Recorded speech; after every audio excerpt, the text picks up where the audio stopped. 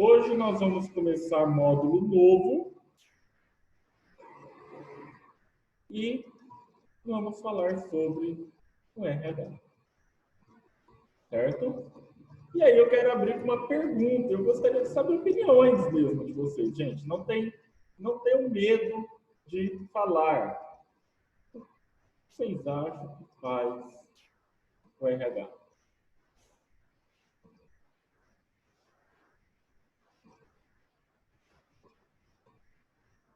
Contrata funcionários. Contrata funcionários. Tá certo?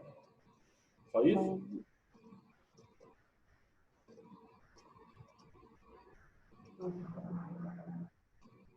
Quem aqui teria medo se virasse e falasse assim, ó, sexta-feira, 4h40 da tarde, você fala assim, ó, dá uma passada lá, o pessoal do RH tá te chamando lá na sala dele. Lá vem a demissão. Então, além de contratar, ele também pode demitir, né? O que mais será que o RH faz?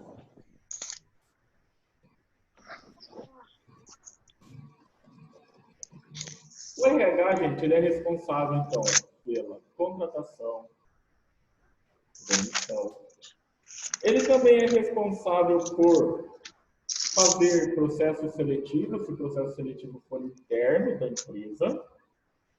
Se ele for externo, né, por exemplo, eu contratei uma empresa para fazer o processo seletivo, o RH vai ser responsável também por verificar a descrição do cargo. Você já viu no aprendiz, essa questão de descrição do cargo.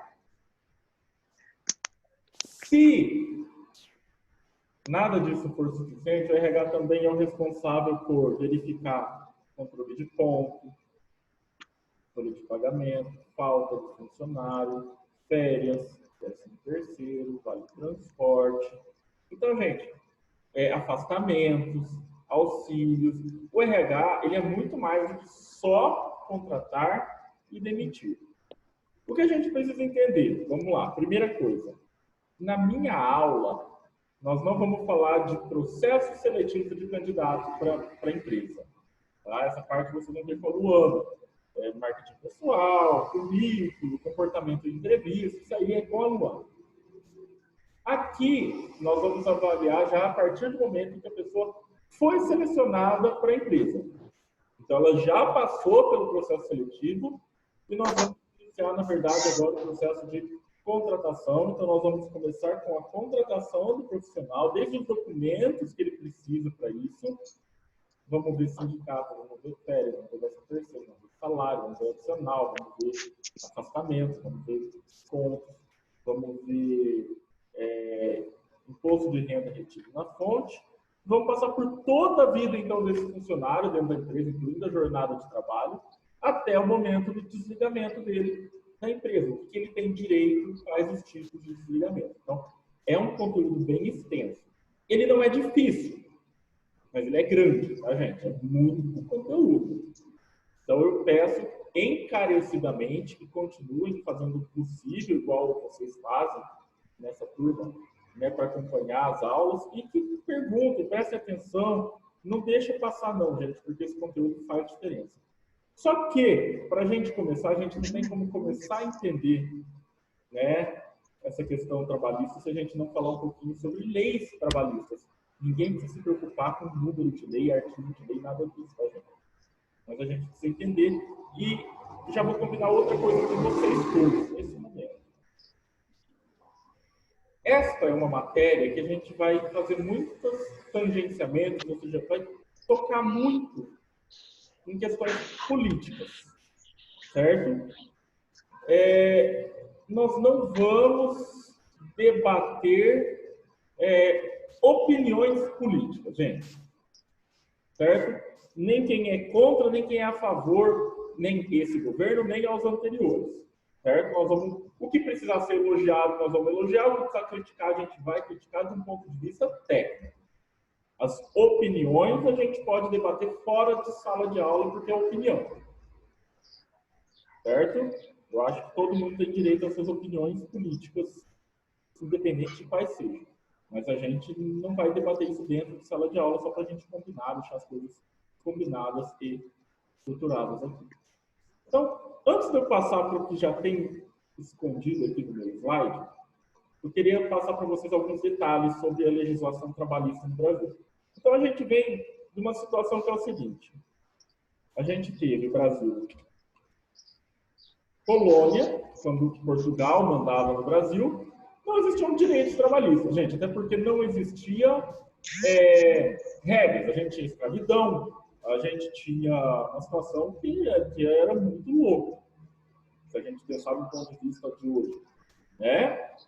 Depois nós tivemos o Brasil Império.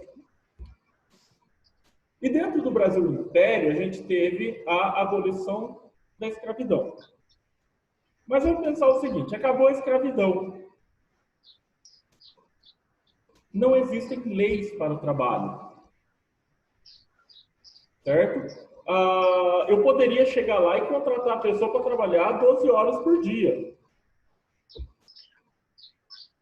Né? 6 dias por semana. Ah, Marcelo, por que não 7? Porque o 7º dia a gente guardava por causa da religião. Lembra-se, o Brasil, ainda nessa época, ele misturava religião com política. E aí o que acontece? O 7º dia, a Bíblia manda a gente guardar ele, ou seja, não trabalhar. Então, só trabalhava 6 dias por semana. Mas não porque, eu quero dar um descanso, né? Vou contratar ali a Gisele e ela precisa de um dia de descanso. Não. Esse descanso é porque a lei bíblica mandava. Certo? Aí nós tivemos o Brasil República. E aí, gente, durante a República, que o professor analfabeto escreveu totalmente errado aqui, a gente começa a surgir algumas regras trabalhistas. Tá? Então aqui, gente, mas não foi lá, né, em 1888, nem nada disso que a gente começou a ter isso. A gente começa a ter leis trabalhistas lá por volta de 1920. Ou seja, gente, a legislação trabalhista no Brasil, os direitos para o trabalhador começam a surgir por volta de 100 anos atrás. É pouco tempo, historicamente falando, tá, gente? Pode parecer muito para a gente, né? Mas para a história, é pouco. E aí, o que é que acontece? Olha que curioso, gente. Vocês sabem que o brasileiro é um povo malandro, né? É um povo preguiçoso. E a primeira lei trabalhista, basicamente, que nós criamos foi a lei de férias. Tá? Então, a primeira coisa que a gente criou, falou, vamos criar uma lei para o trabalhador. O quê? Férias. Olha que maravilha. Só que, gente, tem um detalhe. Essas férias aqui, elas eram obrigatórias. Então, férias obrigatórias. Porém, não havia fiscalização. Além disso, as férias não eram remuneradas, ou seja, eu dei férias para a Ana Ingrid, ela vai ficar 30 dias de férias e não vai receber nada. Ah, Marcelo, mas hoje também é assim quando a gente volta. Quando a gente volta, mas a gente recebeu 30 dias adiantados já, que a gente gastou. Exatamente. Então, nós vamos aprender depois as besteiras que a gente faz. Mas, naquela época, sabe o que ia acontecer? Eu dei férias para a Ana Ingrid, esse mês ela ia receber só o salário normal, ela ia ficar 30 dias de férias, quando ela voltasse, ela ia ficar 30 dias sem receber nada. Ou seja, você tinha 11 salários no ano só, se você saísse de férias. Então, gente, óbvio que quase ninguém tirou férias. Por quê? Porque não compensava. Por volta de 1930, a gente começou a ter algumas leis para os trabalhadores das ferrovias. Esses caras eram fortes, gente, no Brasil, tá? Porque era o principal meio de transporte. Tá? Não tinha rodovia assim igual a gente tem hoje. Não tinha carro igual a gente tem hoje, gente. Naquela época, você queria viajar, você viajava de trem. O que acontece? Esse pessoal começou a lutar pelos seus direitos. E aí eles ganharam descanso semanal remunerado, eles ganharam vários benefícios que o resto da população não tinha ainda. E isso foi até a gente chegar em 1943. Em 1943, a gente tinha um baixinho gordinho no poder aqui no Brasil, meio careca, um tal de Getúlio Vargas, não sei se vocês já ouviram falar dele, né? O tio GG, tio GG, amigão meu. O tio GG, ele foi um cara muito inteligente, tá, gente? Eu não vou falar que ele era um cara legal nem um cara bonzinho, porque ele não era, mas ele era um cara inteligente. Tá? Por que ele era um cara inteligente? Ele foi o primeiro político do Brasil, não vou falar do mundo, mas do Brasil, que entendeu que você precisa agradar duas pessoas para permanecer no poder. Você precisa agradar o rico, porque é ele que financia a sua campanha. É daí que vem o dinheiro. Mas você precisa agradar o pobre, porque tem muito mais pobre. Então são eles que te elegem. Tá? Olha só que interessante isso. Tá? Não sei se alguém já tinha parado para pensar nisso, tá, gente? Para você se eleger como político, você precisa agradar o rico e o pobre. Porque o rico vai te dar o dinheiro para você fazer campanha. E o pobre vai te dar os votos. O Getúlio foi o primeiro cara a perceber isso. E o que aconteceu, gente? Em 1943, o mundo passava por uma situação chamada Segunda Guerra Mundial. Não sei se vocês já ouviram falar dela. Uhum. E o que aconteceu? O Brasil era um país agrário. Isso significa que as nossas cidades elas eram relativamente pequenas. E a grande maioria da nossa população vivia no campo. Não vivia em cidades do interior, vivia no campo, fazendas, sítios. Certo? Só que o que acontece? Toda essa produção do campo, a maioria dela era exportada. A gente vendia para outros países. Se esses outros países estavam quebrados por causa da guerra, todo o dinheiro deles ia para a guerra, né? O que aconteceu? Se esse pessoal não tinha dinheiro para comprar nossa produção agrícola, o que começou a acontecer com a produção agrícola do Brasil, gente? Estragar. E aí começou a faltar dinheiro para essa população, trabalhava no campo. O que elas fizeram? Vou para a cidade, lá eu vou conseguir um emprego melhor. Só que chegava na cidade, não existiam regras trabalhistas e não tinha emprego para todo mundo. Olha que legal. Resultado, gente. Nessa época começam a surgir, não surgir todas, mas a crescer demais a maior parte das favelas do Brasil. Tá? Só para vocês terem uma noção. Vocês já ouviram falar da favela da Rocinha, no Rio de Janeiro? Sim.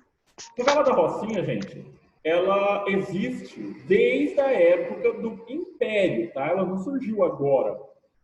1850, 1860, já existia a favela da Rocinha.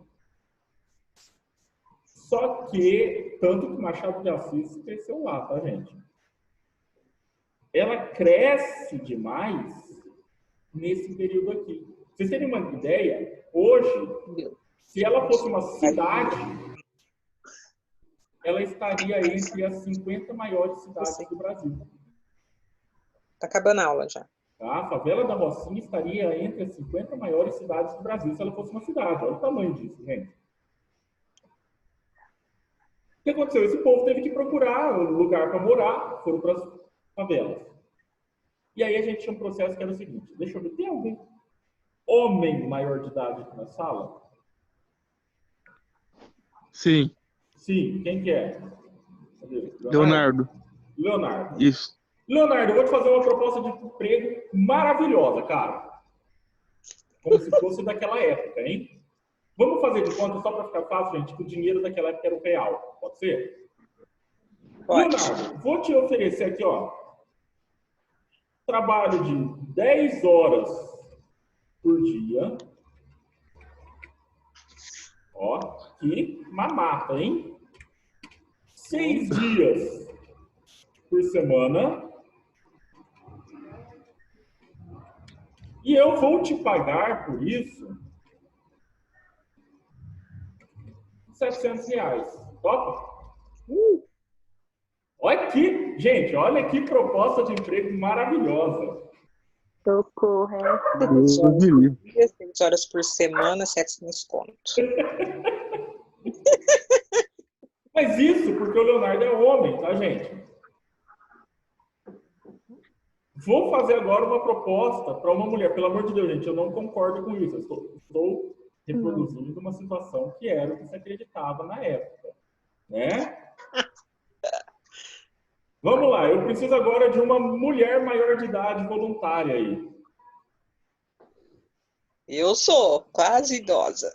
Então tá, a Marina, é a Marina. Vamos lá, do que a gente estava falando. Marina, eu tenho uma proposta para você maravilhosa.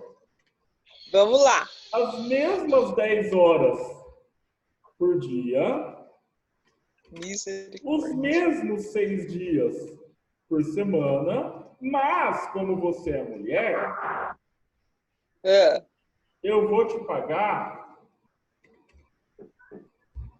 400. nossa! Que diferença! Você não acha justo? Não. Não. Eu também não, gente, tá? Mas pode piorar. Temos alguém aí, de preferência homem, menor de idade na sala? Acho que os dois João, né? Vou fazer uma proposta aqui pro João Vitor, que tirou do mudo. João Vitor, ó, fazer uma proposta para você, cara, de emprego, hein? As mesmas 10 horas por dia, os mesmos 6 dias por semana, mas você é menor. Ou, na época, como se falava, você é criança. Criança. Então, eu vou te pagar Nossa, misericórdia. 300. 200 conto. 300. 300, quase a mesma que a mulher.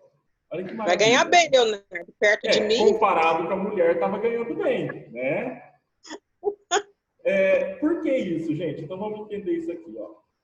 Não existiam regras para o trabalho. Então não existia salário mínimo, não existia jornada de trabalho padrão. Então eu podia pagar o que eu quisesse. Uhum. Pagava-se melhor para o homem porque era obrigação, acreditava-se que era obrigação do homem trabalhar e pôr comida em casa. Certo? Pagava-se menos para a mulher porque acreditava-se que a obrigação da mulher era cuidar da casa. Então, Era esse o raciocínio. Então, se ela estava trabalhando, ela estava fazendo um capricho, não era porque ela precisava. Muito embora não fosse a realidade, tá? Mas era o que se acreditava. E pagava-se ainda menos para o menor de idade.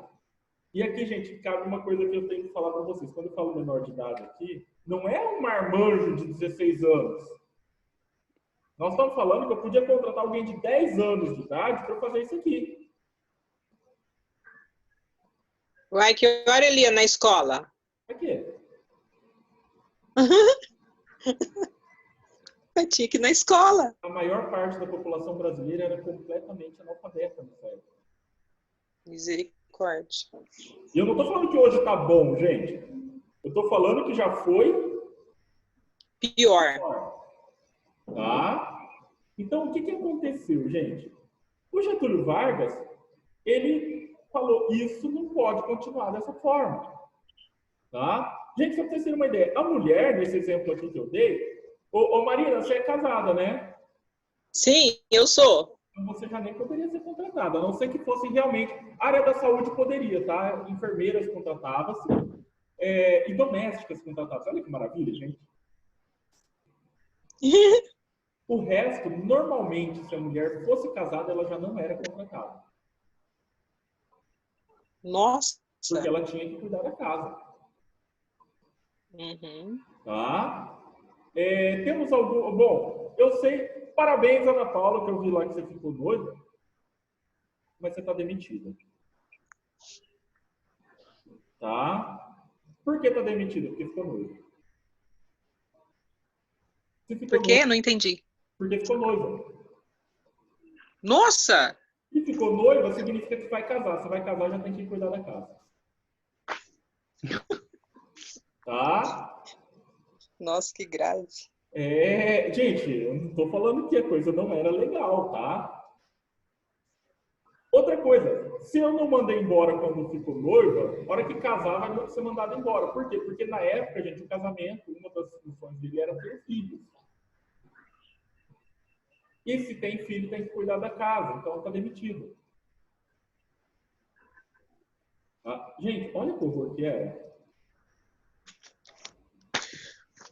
Então, o que aconteceu? E hoje o povo... Né, que ainda está ruim, por muitos motivos, mas o que aconteceu? Quando ele criou, então, as leis trabalhistas, ele criou aqui um salário mínimo. Gente, eu sei que o salário mínimo é pouco, mas é preferível eu ter a garantia de um valor mínimo para receber do que receber aquilo que der na cabeça do patrão. Vocês concordam comigo?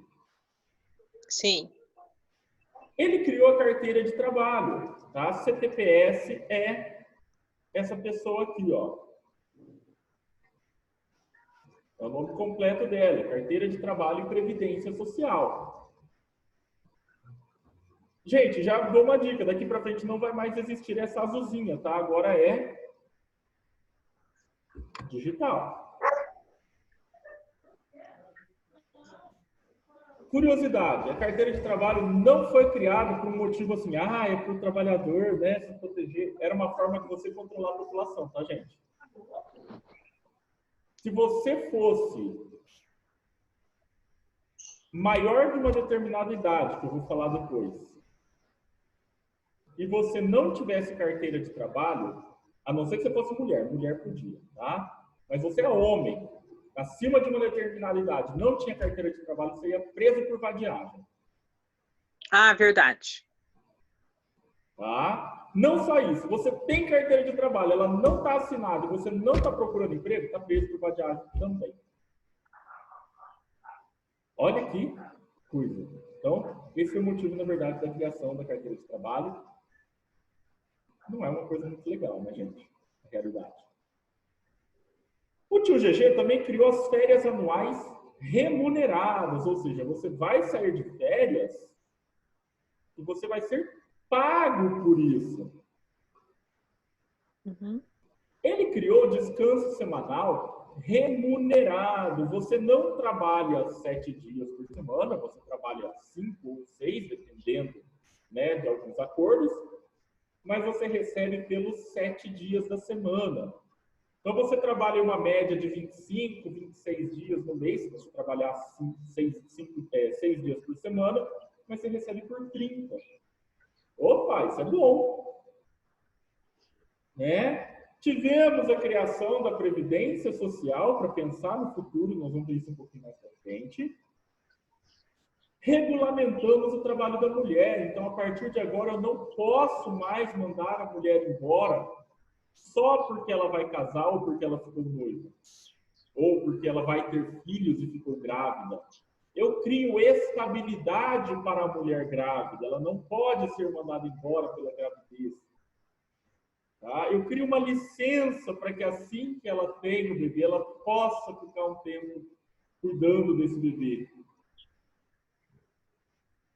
Eu crio regras para o menor de idade. Nessa época, você, até os 14 anos, você ficava, então, proibido de trabalhar, porque até os 14 anos a sua obrigação era estudar. Então, já começamos a mudar um pouquinho o panorama, e é a partir daqui que começa a melhorar o número de pessoas alfabetizadas no Brasil, tá, gente? Ainda assim, demorou muito para isso mudar, porque eu já vou contar para vocês que educação não é uma coisa imediata, educação é um projeto. Leva-se anos para a gente ver resultado de uma boa educação, certo? E a partir dos 14 você poderia ser contratado como funcionário. Não é menor aprendiz, não é estágio, não, era contratado. Tá? Então, a partir dos 14 anos, o homem já poderia estar trabalhando. Quando que eu dispensava que ele tivesse carteira de trabalho aos 14 anos? Se ele provasse que ele ainda estava estudando. De repente, não, minha família tem condições, vou estudar mais, eu não quero parar de estudar, vou fazer uma faculdade. Ok, então você não ia ser preso por vadiagem, por não estar trabalhando nem procurando emprego. Tá?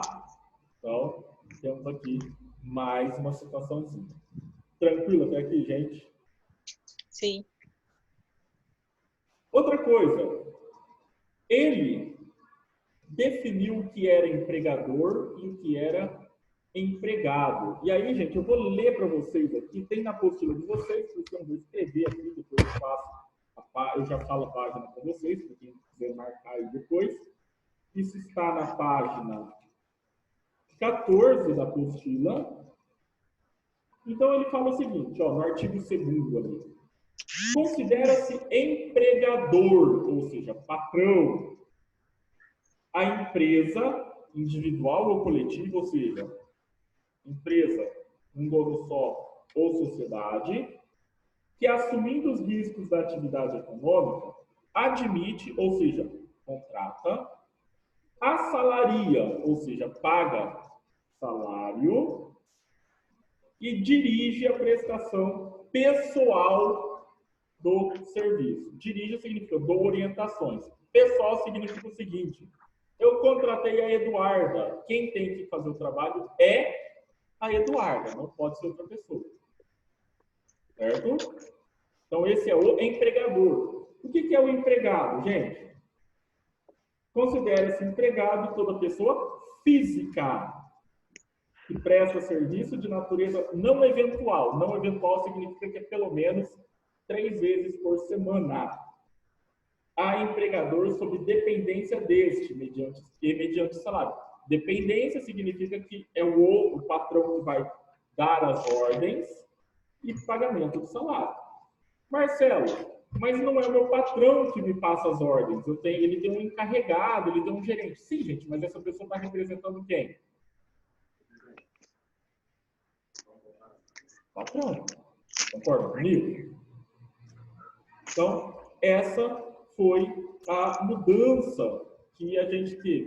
Semana que vem, nós vamos continuar aqui a partir do sindicato. Eu não vou fazer uma aula extensa falando do sindicato, porque nós vamos ter uma aula só sobre isso.